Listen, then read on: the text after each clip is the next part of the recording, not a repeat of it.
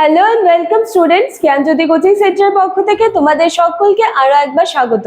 আজকে আমাদের আলোচনার বিষয় হচ্ছে বৌদ্ধ ধর্মে বিক্রমশিলার ভূমিকা। এটাই হচ্ছে আজকে আমাদের আলোচনার বিষয় বা আজকে ক্লাস। এর আগের দিনে কিন্তু আমি নালন্দা বিশ্ববিদ্যালয়ের ভূমিকা আলোচনা করেছিলাম বৌদ্ধ শিক্ষা ব্যবস্থায়।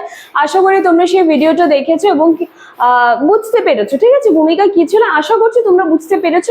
কারণ আমি চেষ্টাই করি যে যতটা সহজ ভাষায় সম্ভব তোমাদের সামনে ভিডিওসগুলো নিয়ে আসার। ক্লাস শুরু করার আগে আমি একটা ছোট্ট ইনফরমেশন দিয়ে ক্লাসটা শুরু করতে চাই। তোমরা যদি আমাদের জ্ঞানজ্যোতি কোচিং সেন্টারের সাথে যুক্ত হতে চাও, যদি ইচ্ছুক থাকো, তার জন্য তোমাদের সকলকে আরো একবার ওয়েলকাম। আমাদের সাথে সরাসরি যুক্ত হতে গেলে তোমাদেরকে কর্নারে দেওয়া দুটি নাম্বারের মধ্যে যে কোনো একটি নাম্বারে কিন্তু কল করে নিতে হবে। এই নাম্বার দুটি হলো আমাদের জ্ঞানজ্যোতি কোচিং সেন্টারের অফিসিয়াল হেল্পলাইন নাম্বার। এখানে কল করলে তোমরা তোমাদের কোর্স ফি নিয়ে কিছু কোয়ারিজ থাকলে সেটা ক্লিয়ার করে নিতে পারো। এছাড়া সাবজেক্টস নিয়ে যদি কিছু কনফিউশন থাকে সেটাও ক্লিয়ার করে নিতে পারো। কথা না বাড়িয়ে আমি একেবারে আলোচনার বিষয়ে চলে আসছি। দেখো, বৌদ্ধ ধর্মে বিক্রমশিলার ভূমিকা। তো সবার প্রথমে আমি রেখেছি যে অষ্টম থেকে 1200 শতাব্দী এই সময়টার মধ্যে এই যে বিক্রমশিলা যেটা ছিল, যেটাকে একটা ইনস্টিটিউট বলা হচ্ছে, দেখবে তোমাদের সিলেবাসে দেওয়া আছে, সেটা কিন্তু আত্মপ্রকাশ করেছিল।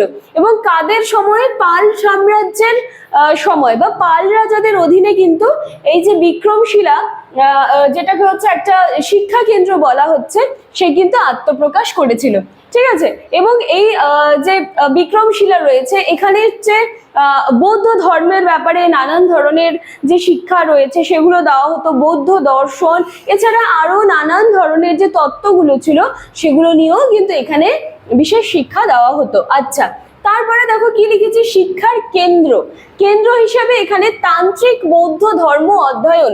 তার মানে বৌদ্ধ ধর্মের যে তান্ত্রিক যে মানে পোর্শনটা রয়েছে সেটা নিয়ে কিন্তু এখানে মানে এই বিক্রমশিলায় কিন্তু পড়াশুনো করা হতো বা সেটা নিয়ে কিন্তু এখানে শিক্ষা দেওয়া হতো, ঠিক আছে। এছাড়াও নানান ধর্মতত্ত্ব যেগুলো রয়েছে সেগুলোর উপরেও কিন্তু উচ্চতর শিক্ষা এখানে প্রোভাইড করা হতো, এখানে বলতে বিক্রমশিলায়, ঠিক আছে। এরপরে দেখো, তিব্বত থেকে বহু বৌদ্ধ সন্ন্যাসী এখানে এসে পড়াশুনো করতেন। মানে আমরা ঠিক আগেও দেখেছিলাম যে শুধু আমাদের ভারতীয় যারা ছাত্ররা ছিলেন, ইভেন টিচার্সরা যারা ছিলেন সেই সময়, শুধু তারাই যে এখানে পড়াশুনো করেছে সেটা না। আমরা কিন্তু এর আগেও দেখেছি যে বাইরের থেকে অনেকে এখানে এসেছেন, থেকেছেন, শিক্ষা গ্রহণ করেছেন, ঠিক আছে। ঠিক সেই মতোই আমরা বিক্রমশিলায় দেখতে পাচ্ছি যে তিব্বত থেকে বহু বৌদ্ধ সন্ন্যাসী এখানে এসেছিলেন এবং পড়াশুনোও কিন্তু করে গিয়েছেন।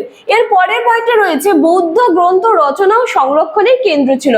তার মানে যে বিক্রমশিলা যেটা রয়েছে, এখানে কিন্তু নানান ধরনের যে বৌদ্ধ গ্রন্থগুলো হয় সেগুলো কিন্তু রচনা করা হতো এবং রচনা করার পর কি করা হতো, সেটাকে সেখানে সংরক্ষণ করার একটা কেন্দ্র ছিল। মানে শুধু লিখে নিয়ে মানে সেটাকে আরো কোনো পদ্ধতিতে বা মনে করো যে আরো মানে কোথাও দিয়ে দেওয়ার সেরকম রীতি ছিল না, সেটা সেখানেই লেখা হতো এবং কিন্তু এই বিক্রমশিলায় সেটাকে আবার সংরক্ষণ করার একটা কেন্দ্র ছিল, ঠিক আছে।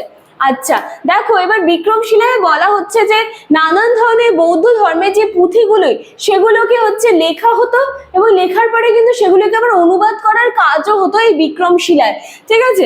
এরপরে দেখো, আমি যেটা বললাম যে শুধুমাত্র বাইরের থেকে এসে পড়াশোনার যে ব্যাপারটা যেটা আমি বললাম, তারপরে দেখো লাস্ট যে পয়েন্টটা আছে যেখানে আমি লিখেছি যে আচার্য দীপঙ্কর শ্রীজ্ঞান তিনি এখান থেকে শিক্ষিত হয়ে তিব্বতে গিয়ে ধর্ম প্রচার করেন। মানে এখান থেকে শিখে গিয়ে, বিক্রমশিলার থেকে শিখে গিয়ে কিন্তু তিনি এই যে বৌদ্ধ ধর্মটা সেটা কিন্তু আরো বাইরে গিয়ে সেটা প্রচার করেছিলেন এবং অনেকেই ছিলেন যারা এখান থেকে শিখে গিয়ে কিন্তু বাইরে গিয়ে এই বৌদ্ধ ধর্ম কি সেইটাকে কিন্তু প্রচার করেছিলেন, ঠিক আছে। আমি মোটামুটি কয়েকটা পয়েন্টের মধ্যে দিয়ে একটু বিক্রমশিলার ভূমিকাটা আলোচনা করার চেষ্টা করেছি, কারণ খুব বেশি লেন্দি হলে তোমরাও কিন্তু সেই ভিডিওগুলো দেখতে পছন্দ করো না, ঠিক আছে।